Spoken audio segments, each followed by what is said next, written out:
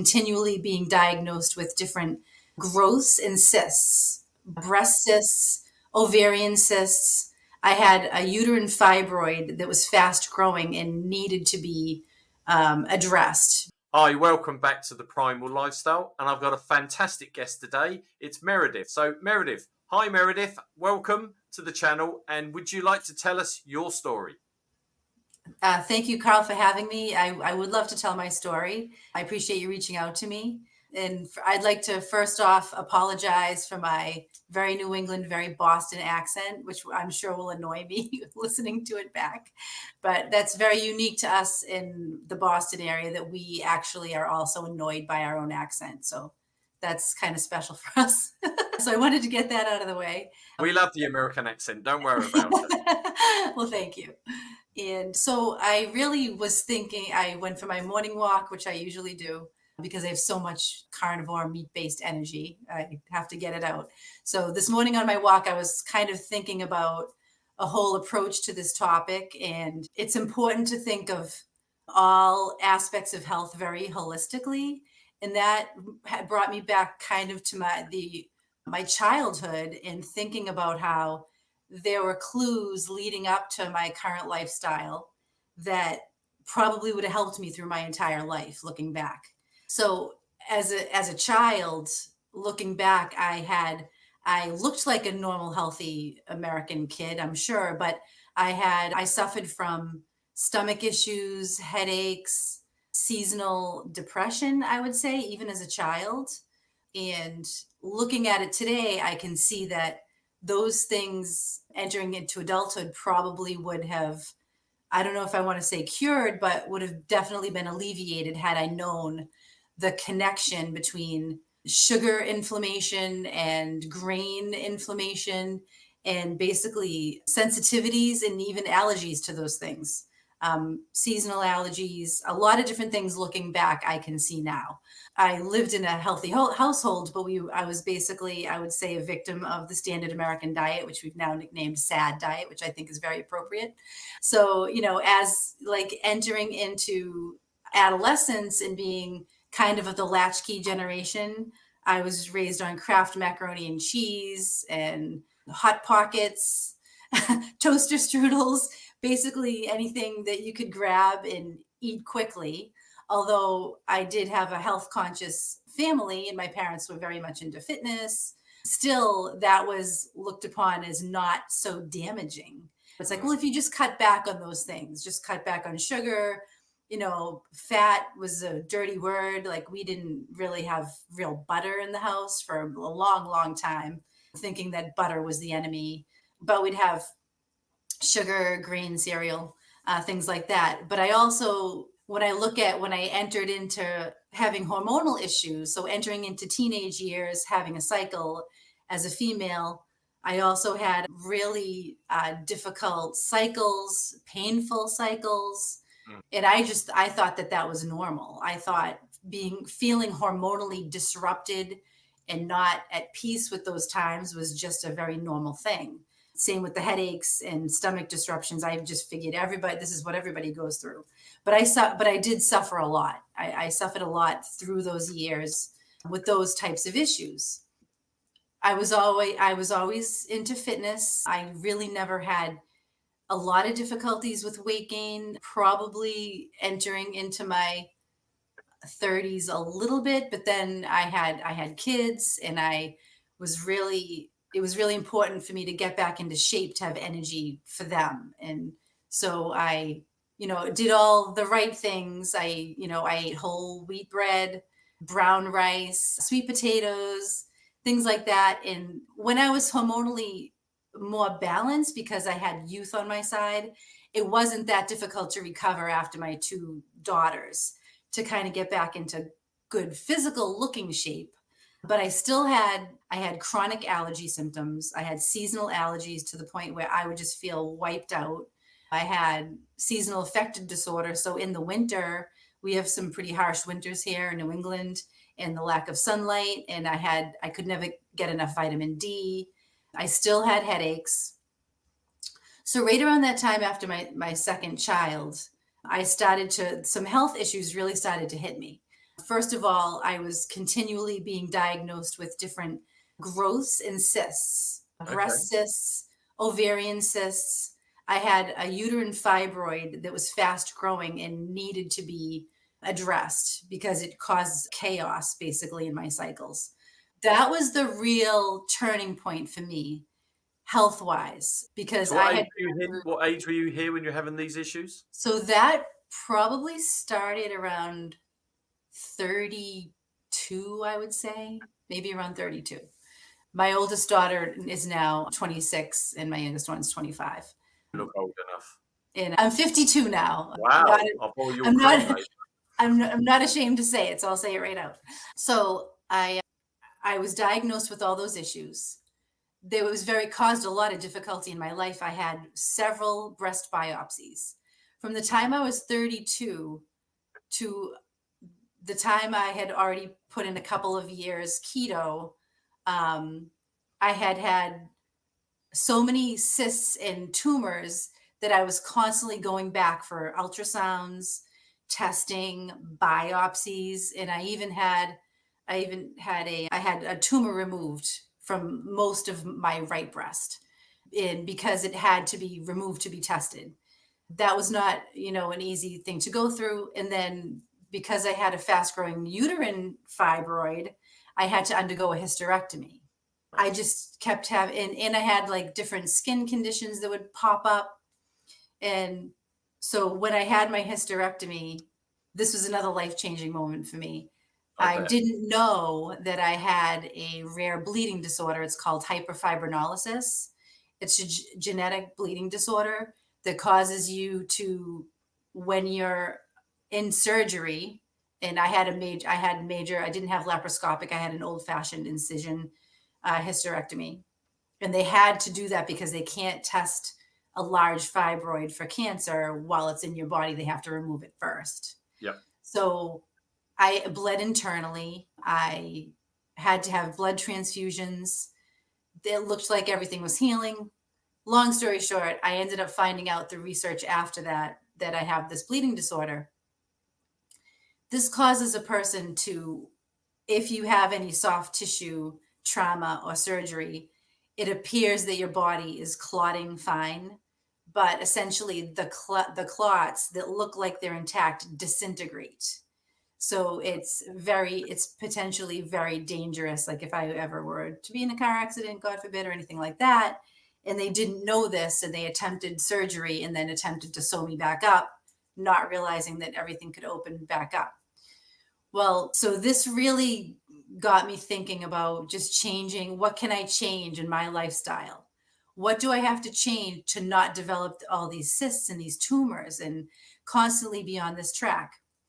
And around the same time, I went from a teaching job to a secretarial job, and I was a little bit more sedentary in my activity. And so I was also kind of researching different ways to like stop the weight gain. I also went through a hormonal crash after the hysterectomy, which does happen to women around that time anyway. You start to have, have less estrogen, less testosterone, and different things happen. But when I went to my doctor and I asked, what should I do? I have this creeping weight gain. I have these low energy issues.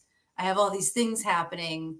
And I was exercising a lot. I've always been like a walker, a runner, always tried to be physically fit. But the things that I was doing were no longer working.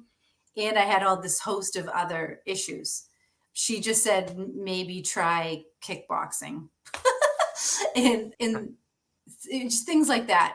And so I said, that doesn't really sound like good advice. Well, at the same time, my mom, who was entering into her late 60s, found out she was pre-diabetic, and she found this site called Diabetes Rebels, where they had all this testimony from all these people who were curing blood sugar issues through diet. And she had tried it and she had lost a significant amount of weight, and she looked amazing and she felt great. So she said, I really think you should try this. I really think you should try keto. I think you would feel great. I think you would stop the creeping weight gain. You might solve some of your other hormonal issues. And so I tried it. I spied on some sites for a while and just kind of listened and took it all in and just creeped. And then I said, I really need to do this. My allergies were terrible. I was just sick and tired of going for ultrasounds. My seasonal affected disorder was getting worse. So I tried it, and it was a little bit of a struggle at first, because I did have an addiction to those healthier carbs, but I would still consider it an addiction. So I had, I had to get through giving up sugar. I had to get through giving up grains. I had to switch my whole mentality to the meats and the fats and the, green and white vegetables, which I did. It probably took me about 3 months to really start feeling the energy benefits of the diet. But as soon as I got through that and a little bit of a mourning phase, that wow, I can't just do this for a minute. If I'm going to do this, this has to be a real lifestyle commitment, Yeah. which is like a little bit of an emotional thing you kind of have to battle through. I feel like at first it's one of the phases of, making a lifestyle change. But I did that once I got through about 3 months of not having a lot of energy and having to replace a lot of salts, because the keto diet, any meat-based diet, is very diuretic. You do, your cells start to shed water. They start to shed the fluid that you have built up in your cells. And that causes, sometimes feelings of weaknesses. And so you do need to replace salts, which I still do to this day. So once I started to see the weight really drop off, I mean, I would have to say it was gradually. I didn't hold on to as much fluid as some people do. I feel like the more fluid you hold on to, the quicker the weight loss is. So I started to see probably per month, like a 10-pound per month loss Yeah, up 'cause until, that's an interesting point, because the guys that I've interviewed previously had quick losses quickly, but every yes, female that I've done, their body change is much slower, but yes. I think more beneficial, if that makes any sense. Sorry, I didn't mean I to do cut. too. I think there is, I mean, it didn't take me, 8 months to put on, the extra 40 pounds that I had, but it took probably about 8 months to really get rid of all the weight to the point I was down to I almost lost too much weight at first. I was probably like 115, 118 pounds. But I felt great. The thing that really captivated me was just like all the things that I saw disappear, from, my struggles. Like my skin improved, my energy levels. I would, work a full 8-hour day, come home and just have energy to like go for an extra run. But I really actually only did walking. I didn't go back to weight training. I felt like it was better to allow my body to heal during that time when I was like, my body was really losing all the weight and just adapting to the lifestyle. So I didn't start lifting again until actually like probably a year or two after I originally lost all the weight. So I've really been on this journey for almost 7 years now. And I've had just so much success with it. And about the body kind of feeding off the sugars and the cysts and the growths. Every single time I went back for a follow-up ultrasound for any of those issues, the radiologist would say, I don't know how this happened, but you don't have any cysts. All your tumors are gone. I haven't had any since. I had my first normal mammogram a year into keto. My first normal mammogram since I was 32.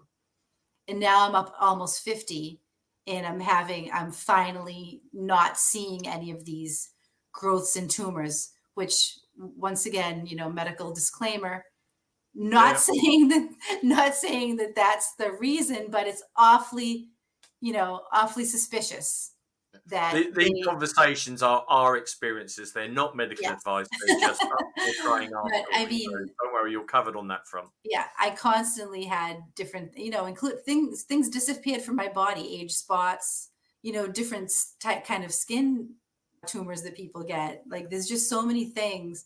changes that happen in your body when you just eliminate grains, and eliminate sugar. It's pretty amazing. It's really, really amazing. Well, they say what feeds cancer is the glucose, and that's the glucose from the grains and the various sugars that you're taking. So you That's starve right. them of that, they can't form. Like yourself, I had what we thought was skin cancer, and it turned out I actually had a melanoma under my forehead, and it was just a. And then when I had my second checkup, my first checkup, yes, there was still some scar tissue under the skin. They thought they'd made an error. They actually checked my papers because they couldn't find anything on the second checkup that they did. And I've put a Mhm. lot of that down to the change of diet and the body tidying it up. It's really amazing. And at some point I did start to see a little bit of the weight creep back up because I kind of started to experiment a little bit. I was listening to more, people in the meat-based world that was saying, "Oh, you can eat a little bit of this. You can have some of this. You can introduce fruit." That really doesn't work for me. I've tried cheats or planned reasons to kind of go off plan, you might say. That doesn't do well for me. It kind of triggers everything back to like being food addicted. It's kind of like, well, yesterday I had this, so maybe I'll just have this today again because I already kind of messed that up yesterday. It kind of like builds on itself. It's not good psychologically for me to do any I, kind of cheat or anything like that. well, I always tell all my guests that there are no carnivore police. You're not going to be dragged out by the hair in the street for breaking the rules, but you kind of make a contract with yourself You because you do. see the benefits. Mhm. Life's for living, and if you want to have a little treat, have a treat. Don't beat yourself up about it. But Right. if you stay back on the core, you will continue to get those benefits. Yes, and know thyself. If you Yeah, if you're the type of person that can do that, bounce right back, not feel like psychologically damaged from what you did yeah. to yourself, go for it. And So, f so you've and I mentioned the acknowledge that. weight. What Sorry, was that? you mentioned the weight, and you obviously mentioned the fantastic news of no more tumours and that. What about you in terms of emotionally and physically, mentally, and all that stuff? Did you see any major changes from there? You mentioned about in your youth about depression. Did you see a transition on that front as well? I no longer experience seasonal affected anxiety or depression. I no longer have those experiences. My I believe that this way of eating has improved my vitamin D levels. I think that's a big cause for that as well. And I don't have whatever disruptors are there causing me to experience those emotions. That's gone. The creeping feelings of anxiety, um, those have definitely left. And I actually feel a little invincible. Yeah, that is, yeah, it's the danger of this particular diet. You feel like a superpower. So how did you find when you did this? Obviously, with what you said with regards to your mother, etc., but with other members of the family unit, with you changing your diet, was that a challenge? Was that Okay. So my husband's also been very much into health and fitness. I had to really kind of persuade him against the fats are bad teachings that we've all we've kind of all we're battled. similar age groups? Yeah, we've been brought up on.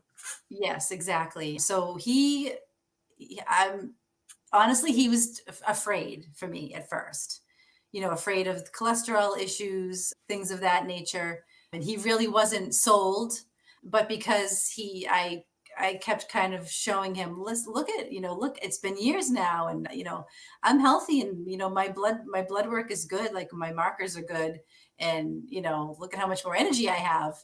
And he kind of started to come around a little bit, and I feel like he's 80% there now, which is good. But because I also do most of the cooking for the household and it's just him and I, he by default pretty much lost 10 pounds right off the bat when I kind of like took everything out of the house and started cooking meat based. So I think it's benefited all of us. And my daughters, one of them is a personal trainer, another one is in college in the health field, and they're very, very much on board and interested in this topic and have both right now, I believe both of them are pretty much meat based. And Wow. they also, at 25 and 26, have, had their own journeys with like metabolic and hormonal issues. Unfortunately, I think I carried on some of those to them. They both have PCOS, which I probably did, but wasn't diagnosed with it. And they've both had incredible results regulating their cycles with both keto and carnivore eating. So they've both seen results. And my daughter, who's, like I said, a personal trainer, she will adapt a low carb keto based diet to her clients who are willing to do that and have definitely seen results. She's seen fertility return for people who've started the diet. She's seen a lot of really cool things happen for So women. it's interesting because a lot of people forget or don't realize that hormones are made through fat.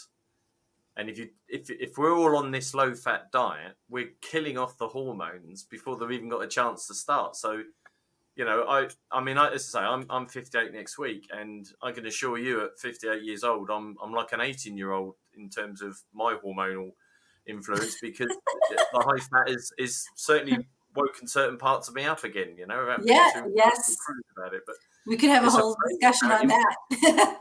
yeah, absolutely. But no, that's awesome. So take us through now what a normal day for you is in this type of lifestyle, just so that anyone watching can sort of get an Sure, idea. sure. A normal day for me is I wake up around 6:20. I'll have like a coffee with some fats in it, some electrolytes. If I feel hungry, I will have a few eggs, a piece of bacon. I don't have any carbohydrates at all in the morning. I don't need them. I'm basically 98% meat based. So I'll have protein if I'm hungry. If not, I'll just fast on the fat and coffee until about noontime.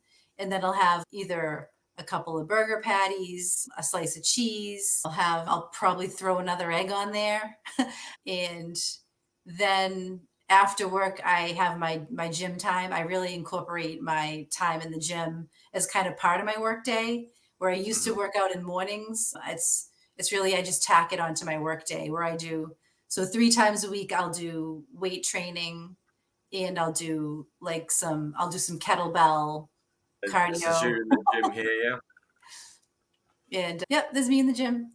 Yeah. And so yeah, three times a week, sometimes four. And I don't do long workouts. I'll do 30 to 40 minutes of weight training, 3 sets of moderate heavy, and then like an aerobic. I'll do an aerobic set, and that kind of helps encourage like small muscle tone, and it's also aerobic. So, and then I'll usually come home and I'll usually go for a 2 or 4 mile run and a walk because I Okay. still have energy to kill. I I was still, gonna, I was going to ask you that. Have you found that your endurance and your strength, and what about your recovery from a workout? How do? Because I find I have no stiffness. yes, yes. For years I would work out, and if I tried if I tried a new method or did more than normal, I would wake up and I would be inflamed. My whole body, all my muscles, all my tissues would feel it, and I'd probably need a 3-day recovery after that. I do not find that anymore. I find out if I try new exercise in the gym, I wake up the next morning and I'm like, did I do enough? And I always do at least one, heavy set. I try to do every set to failure, but I do, I increase weight when I can, and I still really, the inflammation in my body. That's one thing I didn't mention is I was very inflamed before going on keto meat based. I had, joint pain, I had lower back pain. I had just different spots in my knees where I just felt like my cartilage was just loosening up and just didn't feel right. And inflammation is a huge thing that you can reduce when you take away the grains and the sugar from your diet. 100% agree with that. I bizarrely, and I've said it on a few of my previous recordings, my most bizarrest change of all of them is my feet have shrunk 2 shoe sizes. Wow. And Yeah. and So I used to have quite you large were feet. holding inflammation in your feet. Absolutely. Yes. It's the bizarrest thing. Honestly, I can't get my head around it. I normally have large feet. I had to get my shoes made. I can now. I've shrunk 2 sizes, so I can now buy off the shelf now, which has saved me a fortune. So it's That's worth me paying the amazing. extra for the steak. I'm trying to So remember if there's anything else I wanted to mention. Oh, I did want to mention my one marker that's controversial for everyone or almost everyone who starts a low carb or meat-based diet. It's the LDL cholesterol. It's yeah, okay. it's the one number that if you really want to scrutinize and say, well, that's not where it should be. But there's a lot of new science coming out.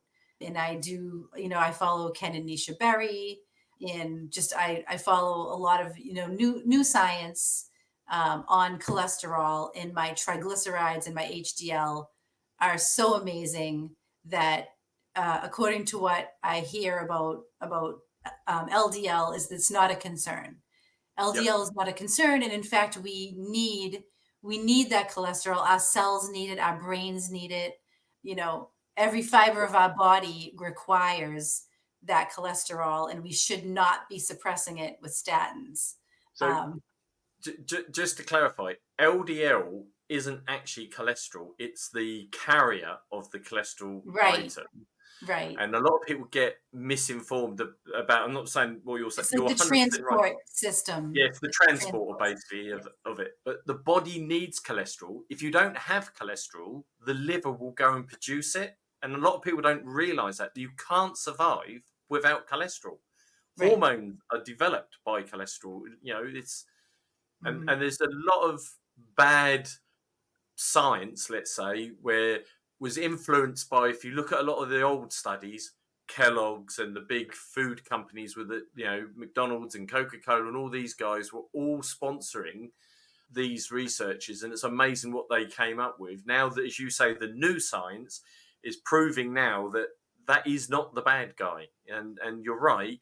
And there is some recent research that people that lived into their 80s and 90s all had high levels of LDL, and people without high Mhm. levels of LDL didn't Right. make it to their I 80s and recently 90s. heard that as well. Yeah.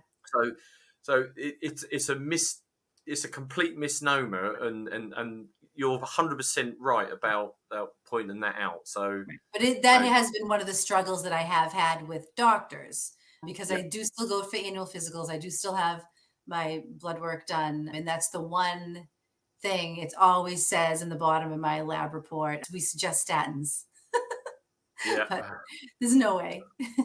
And statins is one of the biggest cons going. I mean, I've done two various reports on it where I've studied actual Right. papers, and Was they're with so the called. Framingham study was Yeah, I mean, that and was they've one of now subsequently come out and actually said no, that was wrong. They've the, actually, when they got to the proper conclusion, it was being kept quiet by big pharma and big business, has now come out and actually said that actually the findings are that statins aren't what they should be, and it's just a travesty that, I think the expression I've used before is thin, fit people are not profitable. And that's how I think big pharma and big food companies look at it. They want to make you fat so the farmer can then earn more money from it. very And true. that's an opinion of mine, and I think I'm fairly consistent with it. And Mhm.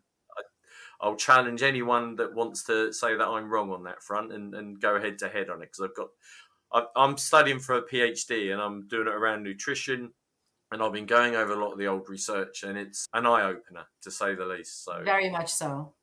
yeah, so that's a great point. So obviously, again, it's not this is none of this is advice, but I mean, if someone was watching today and felt that they had similar situation that you were in, what would be, in your opinion, something for them to consider? Again, not advice, but what if it was you starting again and you were watching this? What would you do now differently? Or I would say, first of all, look at, like, I went back to my past and I looked at kind of hints along the way. I think when you look at your health journey as a big picture, you can probably see things that stand out to you that you've either carried it into your adult life, things you may need to reconsider. And there's no harm in kind of using your body as an experiment. I mean, of course, you never want to do anything, crazy or Yeah. stupid, but this is our one life and our one opportunity to feel great in it. There are no second chances in this game. And if you just want to feel good, look at some new science. Don't get really stuck Yeah. on anything that you've been convinced of through your whole life. I mean, I didn't eat fat for 15, 20 years, and look where it got me. Like, it got me feeling crappy. So try it, give it a good try. Know that Yeah. whenever you start something new, it's a transition. Transitions are hard, change is hard, but it's harder to feel bad in this life, in this world. I mean, you have kids, you have work, you Yeah. you know, you think you have things you need to do, you have things you want to do. At this point in my life, I've done a lot of things that I needed to do. Now I feel great and can do all the things that I always wanted to do. You know, it's limitless right now. I mean, like Yeah. I said, I'm 52. I've had different careers. I've raised my kids. I want to go dancing. I want to go paddleboarding. I want to go kayaking. I want to climb mountains. I want to see things that you can only see if you have your health. Yeah. And I want to be ready for, God willing, when the grandchildren come, and I can be healthy enough to give them the time that they need and deserve in life, and teach them about health and fitness and nutrition, and have a better physical life than I did as a child. Yeah. And now I see that through my daughters, because they, like I said, they're very much on board and very much interested, and are becoming adapted to the meat-based low carb lifestyle, and really believe it as well. Yeah, and I think the momentum is picking up now. I mean, more and more people are waking up to this, because it's no coincidence that the low fat diet was introduced in the late 70s, and then the early 80s obesity grew, and then dementia and Alzheimer's all grew, and diabetes all grew. It's no coincidence that all these coincide with the low fat. And every person that I've managed to interview, and I've done 60, 70 odd of these interviews today, and other people out on YouTube are doing it, I've not come across one person that hasn't improved their health by this switch to the diet. So are you quite public with, well, obviously you're quite public right now, but I mean, are you quite public with your way of eating? Do you find that you get run-ins with vegans or vegetarians, or people like that? Because Well, this is kind of a funny story. I accidentally chose a new primary care physician who's a vegan. wow, well, and good luck with that. and so I walked into my first visit, and the nurse came in and said, "Oh, you're just going to love her. She's very much into health and fitness." I was like, "Oh, great." And she said, "And she's vegan." And I just went, this Well, just couldn't be more wrong. And then I noticed that all the posters in the room was all vegan propaganda. It was like all like truth and myth about how you can't get enough protein from vegetables and grains. I was just like, okay, I have to go now. But I am, like, all my friends know. I'm pretty loud about how I believe, because if I go to dinner with them, they know I'm going to ask to have just a piece of meat with butter on it. I'm going to ask what's in it. I'm going to, ask about hidden ingredients. I'm yeah, going to say, no, hold the potato, hold the rice, and a lot of times even hold the vegetables. I yeah, don't really need them. Never liked them to begin with. yeah, Don't really need them. Don't think that important for me. So I'll sprinkle them on food, like sprinkle spices. Like, I'll treat like small amounts of vegetables as kind of a condiment, or like a adornment to the food, not as an actual food group.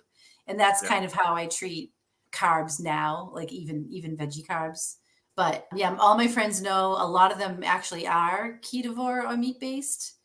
And what I did work in a medical office for a decade, and to the disappointment of the primary care doctors, a bunch of us all went keto and lost a lot of weight, and the doctors really didn't like it. But Oh, yeah. Health doesn't pay, doesn't we were make kind of profit. in their face looking healthy, and that was all the satisfaction we needed.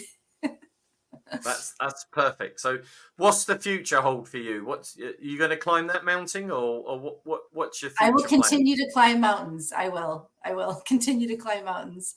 And Or, I do have a page. It's like a group on Facebook. It's called Keto Club of Southeast Massachusetts, where I have over 2,000 followers now. I kind of oh wow, update people on what I'm doing now, what I'm doing different. I have some fun before and afters. The befores are awful to look at, but it's really good. It's good visual for people who, want to make a change. And I'll just share recipes and things like that. So that I'd like to increase that a little bit because I do like the teaching aspect. I like to see other people learn how to feel good and learn how to, improve their health and well, once we mentality. finish recording, if you give me a link to it, I'll add it to the comments below in this, so people what might Okay. want to follow up on that can then follow the link to Facebook for you if you wish. Unless you want to give it a plug now, what the address is on that. You've mentioned the name, anyhow, haven't you? So, but if you Yes, give me a on link, I'll Facebook, add a link. we can do that. And on Facebook, it's Keto Club of South Shore, Mass. That's what it's called. And anyone's welcome, yeah?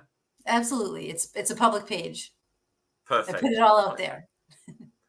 Meredith, you've been an absolute star. So thank you very much Oh, for giving me up some of your time. And I say we've already joined up on Facebook anyhow, so we'll be able to keep an eye on each other's progress, and we may even do a follow up to this at some point. So I'd just like to say thank you very much. Thank you for watching. Please like and subscribe.